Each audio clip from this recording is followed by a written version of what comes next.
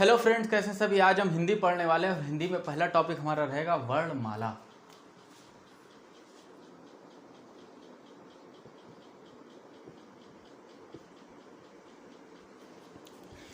वर्णमाला देखो होती क्या है, वर्णों का व्यवस्थित समूह या क्रम।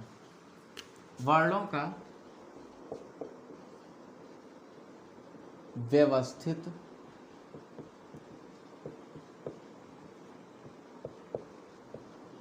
समूह या क्रम क्या कहलाता है? वर्णमाला कहलाता है। अब हमने ये तो जान लिया कि वर्णमाला कहते किसे हैं, तो हमें पता चला कि वर्णों का व्यवस्थित समूह या क्रम वर्णमाला कहलाता है। लेकिन इससे पहले हमको जानना होगा वर्णों को, क्योंकि जब हम वर्णों को जान पाएंगे तभी हम वर्णमाला को समझ पाएंगे। वर्ण किसे कहते हैं? जिसके खंड या टुकड़े ना किए जा सकें। जिसके खंड या टुकड़े ना किए जा सकें। देखो, आपको नोट्स लिखने की ज़रूरत नहीं है, डिस्क्रिप्शन में लिंक है, ओपन करो, गूगल ड्राइव में जाके नोट्स डाउनलोड कर लो, मेरे खुद के द्वारा लिखे हुए। यहाँ पर सिर्फ समझो, कॉपी पेन रख के भूल जाओ, यहाँ पर सिर्फ समझो और बाद बाकी डिस्क्रिप्शन में लिंक से नोट्स डाउनलोड करो, पढ़ लो। जिसके टुकड़े या खंड ना किए जा सकें उसको बोलते हैं वर्ण। अब बात ये आती है कि वर्ण को अक्षर भी कहते हैं, वर्ण को अक्षर भी कहते हैं। तो इन दोनों में फर्क क्या है, वर्ण और अक्षर में? अक्षर में हमको आ लगा दिख रहा है और उसके बाद यहाँ पर लिखा है क्षर। आपने मृदा का क्षरण पढ़ा है? क्षरण मतलब होता है कमी होना, और आ लगा दिया तो जिसमें कमी ना हो। क्षर मतलब होता है किसी चीज में कमी हो, और आ लगा दिया जिसमें कमी ना हो। तो जिसे कम या नष्ट ना किया जा सके उसको बोलते हैं अक्षर। और वही परिभाषा हमारी यहाँ भी थी, जिसके खंड या टुकड़े ना किए जा सके उसको बोलते हैं वर्ण। यानी अक्षर और वर्ण दोनों एक ही रूप हैं, फिर भी इनमें कुछ फर्क है।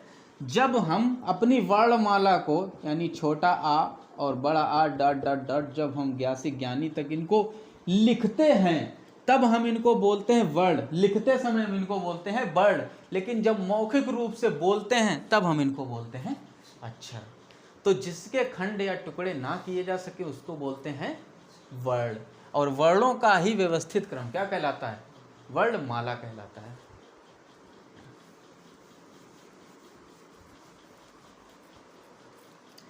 आगे हम बात करते हैं ध्वनि की। तो जब भी हम वर्णों को बोलते हैं तो एक साउंड निकलती है। क्या निकलती है? साउंड निकलती है। और वो साउंड क्या होती है कि प्रत्येक वर्ण के लिए अलग अलग साउंड होती है। आप अगर आ बोलोगे तो ई बोलोगे तो दोनों की साउंड कैसी होगी? अलग अलग होगी। तो ये अलग अलग साउंड होती है, उसी को बोलते हैं हम ध्वनि। वर्णों के उच्चारण के समय जो साउंड निकलती है उसी को बोलते हैं ध्वनि। अब जैसे हमने का लिया, ये का किससे मिलकर बना है? का और आ से। ये आधा का है, नीचे हलंत लगाई तो ये कैसा का है? इसको ऐसे भी लिख सकते हैं का, और या फिर इसको ऐसे भी लिख सकते हैं का। दोनों का समान है। ये भी आधा का है और नीचे हलंत लगा देते हैं तब भी हो जाता है हमारा आधा का। तो आधा का और आ मिलकर के क्या बनाते हैं? का। तो इसमें भी हमारी ध्वनि निकल ली का और आ की। तो ये जो साउंड निकल रही है इसी को हम क्या बोलते हैं? ध्वनि बोलती हैं। और ये जो आधा का है इसी को हम शुद्ध व्यंजन भी बोलते हैं। क्या बोलते हैं? शुद्ध व्यंजन। शुद्ध व्यंजन मतलब इसमें स्वर नहीं है, ये स्वर रहित व्यंजन है, इसीलिए इसको बोलते हैं शुद्ध व्यंजन। अब यहाँ पर प्रश्न ये पूछा जाता है एग्जाम में कि भाषा की सबसे छोटी इकाई कौन सी है? तो वो आपको बताना है कि भाषा की सबसे छोटी इकाई है ध्वनि, और ध्वनि से मिलकर हमारे बनते हैं वर्ण, और वर्ण को ही हम मौखिक रूप से क्या कहते हैं? अक्षर कहते हैं।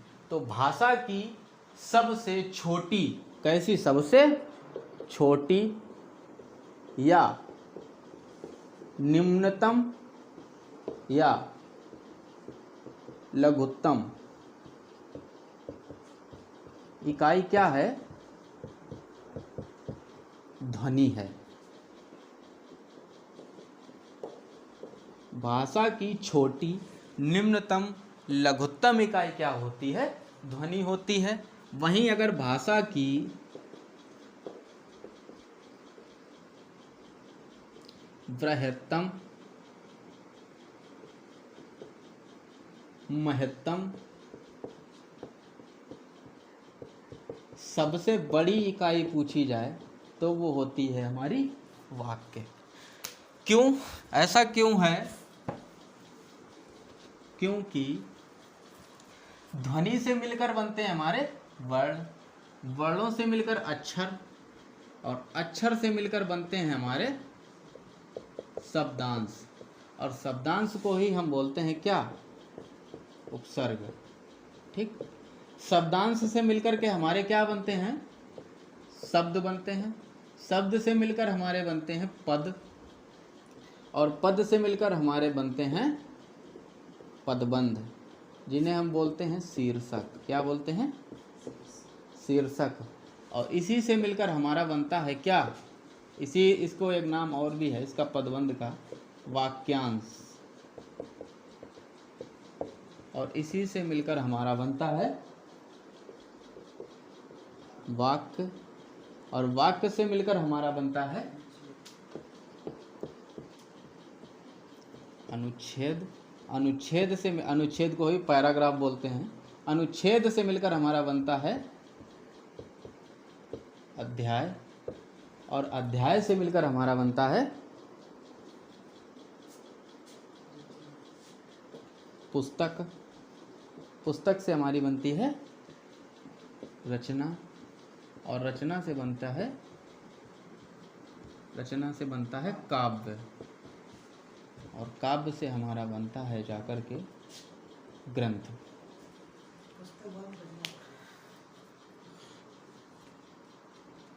ठीक है। तो अगर आपसे ये क्रम पूछा जाए कि ध्वनि से मिलकर बनता है वर्ण, से अक्षर, अक्षर से शब्दांश या उपसर्ग, उपसर्ग से बनते हैं हमारे शब्द, और शब्द से हमारे बनते हैं पद, और पद से बनते हैं पदबंध यानी शीर्षक या वाक्यांश, वाक्यांश से बनते हैं हमारे वाक्य, वाक्य से बनते हैं अनुच्छेद, अनुच्छेद से अध्याय, अध्याय से रचना, ये रचना होगी यहाँ पर, और रचना से मिलकर बनता है हमारा क्या? पुस्तक, और पुस्तक से काव्य, और काव्य से ग्रंथ। इतनी बात हो गई। अब देखिए आगे, ये आपको नोट करने की आवश्यकता नहीं है, नोट्स दिए गए हैं आपको। अगर हम यहाँ पर लिख दें कमल, तो इसमें का, मा, ला, ये हमारे हो गए वर्ण, और ये कमल हमारा हो गया शब्द। क्या हो गया? शब्द हो गया। ये कमल हमारा क्या हो गया? शब्द हो गया। वहीं पर अगर हम लिख दें कमल का फूल, क्या लिख दें? कमल का फूल, तो कमल का फूल ये जो लिखा है ये हमारा हो गया पदबंध यानी कि वाक्यांश। क्यों? इसमें कुल कितने शब्द हैं? कमल का फूल। अब देखो, अब इनको हम शब्द नहीं बोलेंगे। जब ये कमल अकेला था तब इसको बोलते थे शब्द, लेकिन जब इसने अन्य शब्दों से सहयोग कर लिया, यहाँ पर कमल का फूल, यहाँ पर 3 शब्द हैं, और ये तीनों शब्द आपस में एक दूसरे से संयोग करके क्या बना रहे हैं? पदबंध बना रहे हैं। तो जब इन्होंने आपस में संयोग कर लिया तो अब इनको शब्द ना बोल के क्या बोलेंगे? पद बोलेंगे। क्या बोलेंगे? पद बोलेंगे। ये कमल तब तक हमारा शब्द था जब तक ये किसी के साथ सहयोग में नहीं था। जैसे ही ये किसी दूसरे के साथ सहयोग में आया तो ये क्या बन गया? पद। और ये भी का जो हमारा है इन दोनों के साथ सहयोग में आया तो पद। और ये फूल भी हमारा, अगर ये फूल हमको अलग इस तरीके से हम लिख दें यहाँ पर तो ये हमारा कहलाएगा क्या? शब्द। लेकिन जब इस फूल का संयोग हो जाएगा किसी के साथ तो इसको बोलते हैं पद। और इन पदों के संयोग से जो रचना होती है, जो बनता है, वो बनता है पदबंध या वाक्यांश। वाक्यांश मतलब वाक्य का अंश। ये कमल का फूल एक पूरा वाक्य नहीं है, ये कमल का फूल एक पूरा वाक्य नहीं है, ये हमारा है वाक्यांश, ये किसी वाक्य का एक अंश है। अगर हम यहीं पर ये लिख दें,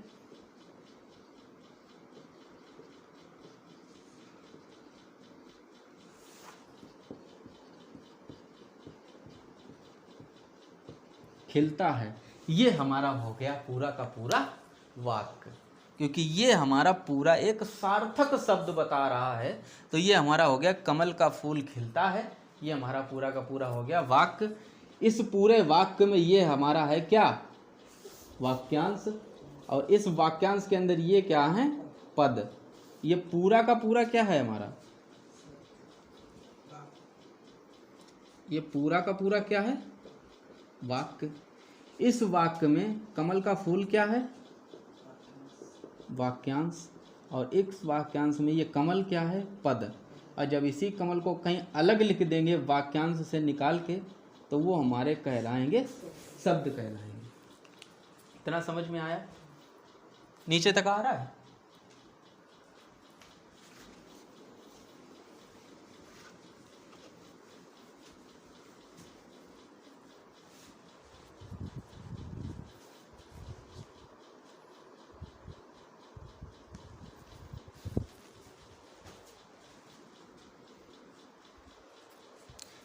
आगे हम बात करते हैं कि हिंदी वर्णमाला में कुल कितने वर्ण हैं, कुल कितने वर्ण हैं, कुल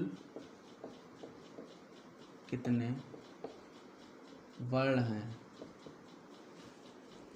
चलिए आप बताइए, 44, 48, 52, 54, बताइए कितने वर्ण हैं। हिंदी भाषा में कितने वर्ण हैं? सारे के सारे ही हो सकते हैं। 44 कब होंगे, जब 11 स्वर और 33 व्यंजन। 48 कब होंगे, जब 11 स्वर, 33 व्यंजन और 4 संयुक्त अक्षर जुड़ जाएंगे इनके साथ। 52 कब होंगे, 11 स्वर, 33 व्यंजन, 4 संयुक्त अक्षर, और उसके साथ साथ हमारे 4 जुड़ जाएंगे अयोगवाह। क्या जुड़ जाएंगे, अयोगवाह जुड़ जाएंगे। ठीक, अयोगवाह जुड़ जाएंगे।